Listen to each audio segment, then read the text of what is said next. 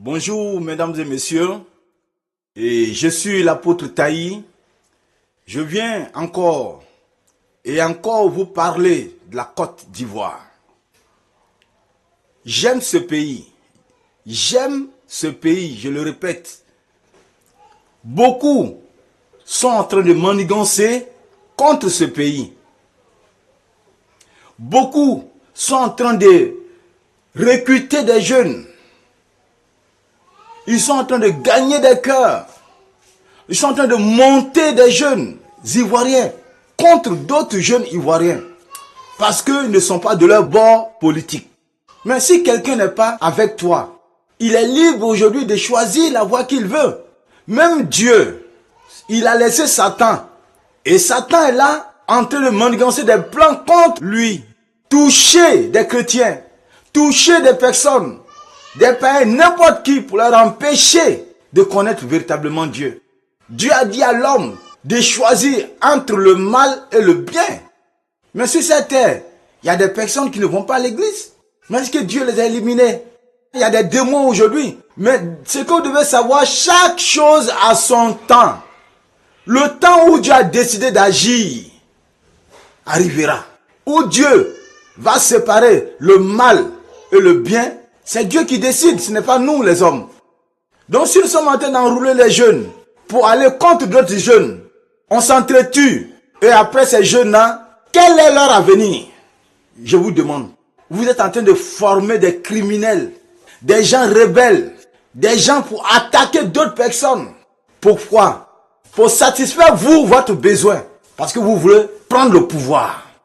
Mais pour prendre le pouvoir, il y a une seule chose. C'est de parler avec le peuple, d'expliquer, de convaincre le peuple. Et ce peuple-là, le jour des élections, c'est là que Dieu se manifeste. Arrêtons de nous entretuer. Arrêtons d'éliminer des gens, de prendre des personnes pour aller tuer des personnes, choses à la maison, enlever des personnes, parce que ces personnes-là sont en train de revendiquer. Mais si je suis dans la vérité que la personne est en train de revendiquer, mais le peuple saura. Dans leur discours, on dit le mensonge, il prend le plus court chemin, mais la vérité finit toujours par rattraper. On ne peut pas tromper un peuple entier. Mais si tu élimines celui qui est au pouvoir, ou tuer des personnes, mais vous savez qu'il y aura toujours des opposants. C'est ce qui fait que la guerre ne finit jamais, les problèmes ne finissent jamais. Vous pensez que quand vous éliminez d'autres, et que vous montez des jeunes, vous pensez que c'est fini? Il y a d'autres aussi qui sont là, ils seront toujours frustrés. Mais c'est ce qui fait que ces choses continuent.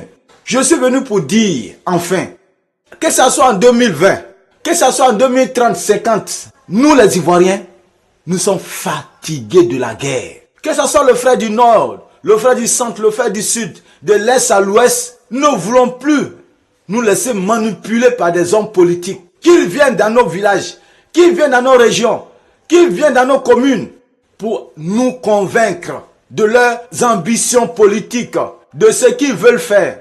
Au lieu d'enrouler les jeunes, donnez-leur du travail. On n'a pas besoin d'être au pouvoir avant de donner du travail à quelqu'un. Trouvez-leur du travail. Ces jeunes ont besoin du travail. Ces personnes veulent avoir aussi une famille. Mais c'est ça. Ils veulent aussi vivre heureux. Tout le monde peut pas être président, tout le monde peut pas être militaire, tout le monde peut pas être directeur d'entreprise. Eux aussi, ils ont besoin d'avoir un métier. Même si le pays est compliqué, que toi tu sais que ouais, celui qui est là ne fait pas l'affaire.